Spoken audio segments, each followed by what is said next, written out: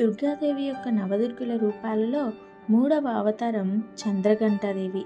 ఈ అమ్మవారు ఘంటాకృతిలో ఉన్న అర్ధచంద్రుణ్ణి శిరస్సు మీద ధరించి ఉంటుంది. శివపురాణం ప్రకారం చంద్రశేఖర రూపంలో ఉన్న శివుని యొక్క శక్తే ఈ చంద్రఘంటాదేవి. పిండజ ప్రవరారూఢ చండకోపాస్త్ర కైర్యుత ప్రసాదం తనుతే మహ్యం చంద్రఘంటేతి విశ్రుత.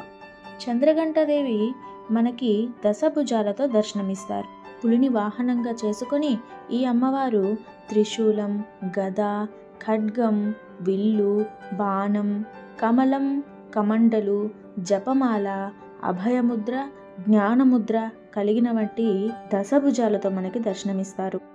చంద్రఘంటాదేవిని ప్రార్థిస్తే భయం, అపజయం దరికి రావు.